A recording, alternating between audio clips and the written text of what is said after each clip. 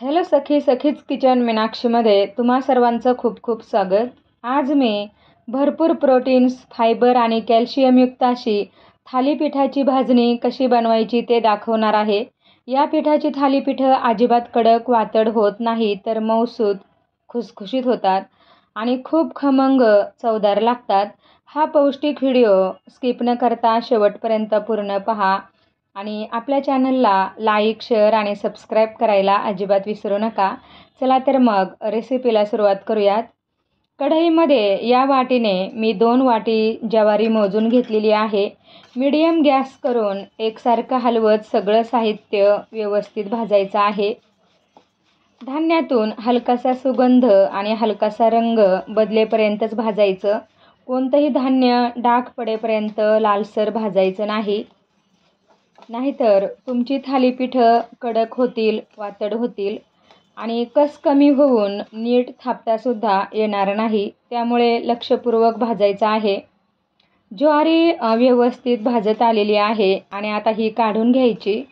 खूप रंग बदलू द्यायचा नाही। त्याच वाटीने मी इथे 2 वाटी बाजरी घेतलेली आहे। एकसारखं हलवत बाजरीसुद्धा छान भाजायची, रंग बदलू न देता। सर्व धान्य अगोदरच चाळून निवडून स्वच्छ करून घेतलेली आहे। बाजरीतून थोडासा तडतड आवाज सुरू झाला की बाजरी काढून घ्यायची आहे। बाजरी तडतडायला लागली की लगेच काढून घ्यायची आहे, जास्त वेळ भाजायची नाही। त्याच वाटीने 1 वाटी नाचणी घेतलेली आहे। नाचणी खूप नाजूक आहे, त्यामुळे अगदी काही मिनिटेच भाजायची। शुगर पेशंटसाठी नाचणी खूपच फायदेशीर आहे। नाचणीमध्ये कॅल्शियम, प्रथिनं, खनिजं यांचं प्रमाण सर्वात जास्त असतं। रक्तातील साखरेची पातळी आणि वजन नियंत्रित ठेवण्यासाठी खूपच उपयोगी आहे। इतर धान्यांपेक्षा जास्त पौष्टिक असते। नाचणीसुद्धा व्यवस्थित भाजली आहे। आता मी इथे 1 वाटी बिना पॉलिश तांदूळ घेतलेले आहे। तांदळामुळे आपली थालीपीठं खुसखुशीत, मऊसूत, रुचकर होतात। चव पण छान येते। तांदूळ पचायला हलका असतो। तांदूळसुद्धा आपला व्यवस्थित भाजलेला आहे। फुलेपर्यंतच भाजायचा, रंग बदलू न देता, जास्त डार्क करायचा नाही। आता 1 वाटी गहू घ्यायचा आहे। गहूसुद्धा रंग बदलू न देता चांगला फुलेपर्यंत भाजायचा आहे। गव्हामुळे थालीपीठाला चव तर छान येतेच, परंतु थालीपीठ न तुटता व्यवस्थित एकसारखे थापले जाते आणि इतर गोष्टींना बांधून ठेवते।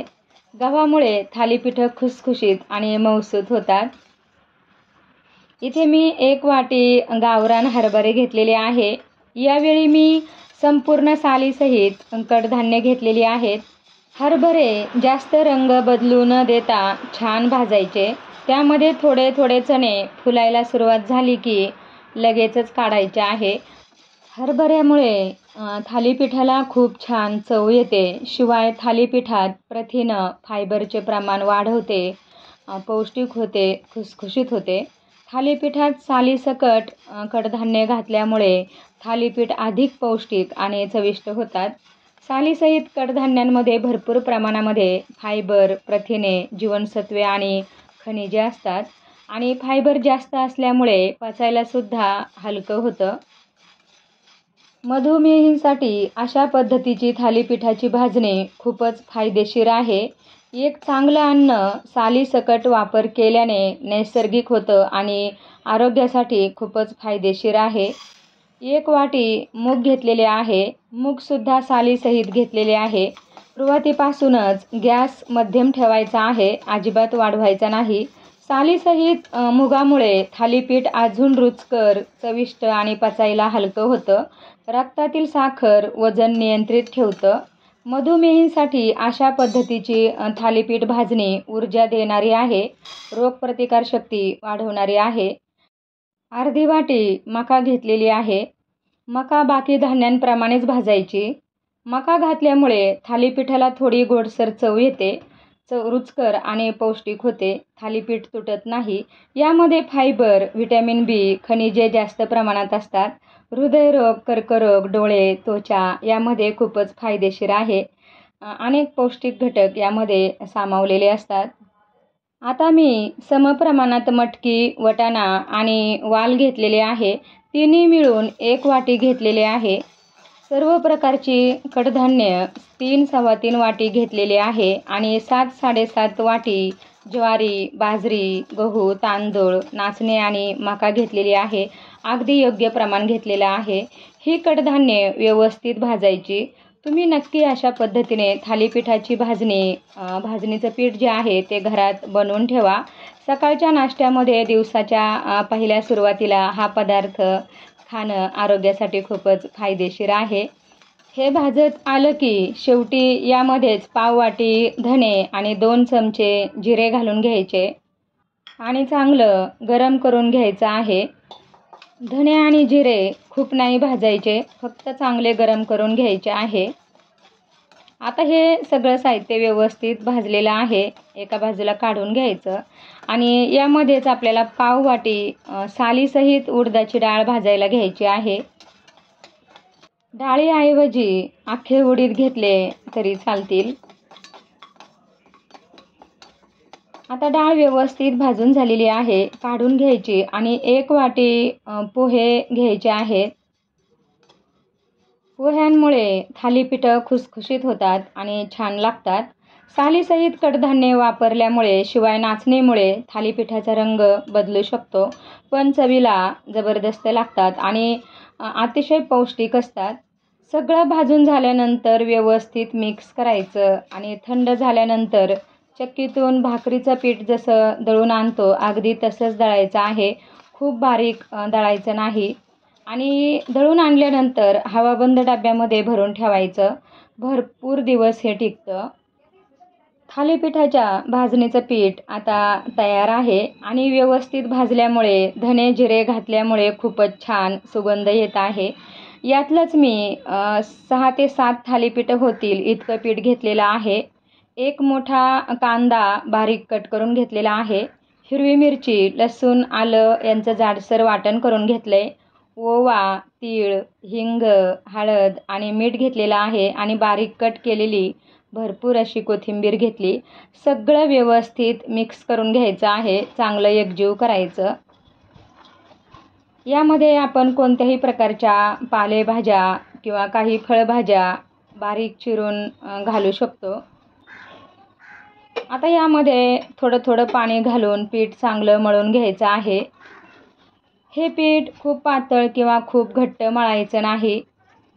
थोडंसं लुसलुशीत ठेवायचं आहे, पण चांगलं मळायचं आहे. कोणत्याही पिठामध्ये पाणी थोडं थोडं घालून काही मिनिटे तरी मळण्यासाठी द्यायचे आहेत, तरच त्यात चांगले गुणधर्म तयार होतात.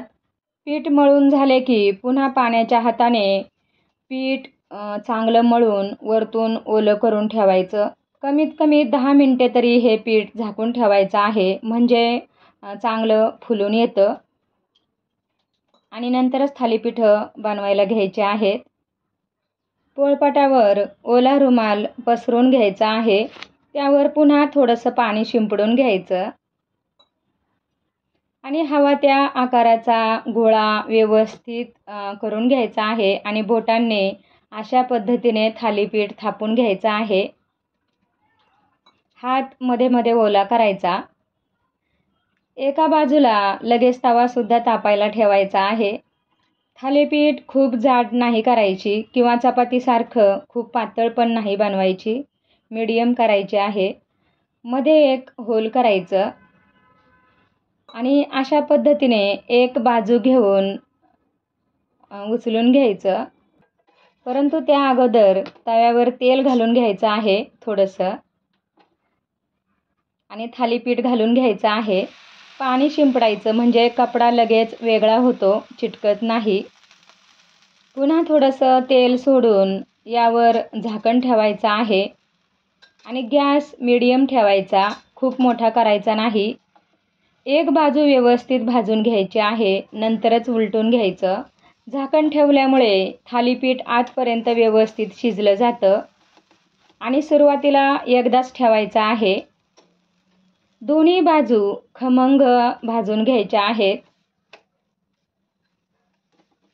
थालीपीठासोबत खाण्यासाठी दही, पातळ चटणी, सुकी चटणी, लोणचं किंवा चिरलेल्या गुळामध्ये तूप घालून सुद्धा दिलं जातं. खूप छान लागतात. अशा पद्धतीने बनवलेल्या भाजणीचे थालीपीठ अजिबात कडक किंवा वातड होत नाही. मऊ आणि खुसखुशीत रुचकर होतात. नक्की तुम्ही अशा पद्धतीने थालीपीठाची भाजणी बनवून ठेवा. शुगर पेशंटच्या रोजच्या जेवणात आठवड्यात 4-5 वेळा द्यायला हरकत नाही. अशाच पद्धतीने मी बाकीचे सुद्धा थालीपीठं बनवून घेणार आहे. इथे आपली सगळी थालीपीठं बनवून तयार झालेली आहेत आणि ती कशाबरोबर खायची ते सुद्धा सांगितलेलं आहे. तुम्ही बघू शकता किती मऊसूत अशी थालीपीठं झालेली आहेत. नक्की तुम्ही अशा पद्धतीची थालीपीठाची भाजणी बनवून ठेवा. तुम्हाला आजचा हा व्हिडिओ कसा वाटला कमेंटमध्ये नक्की सांगा. रेसिपी आवडल्यास एक लाईक आणि चॅनलला सबस्क्राईब करायला विसरू नका. थँक्यू. बाय.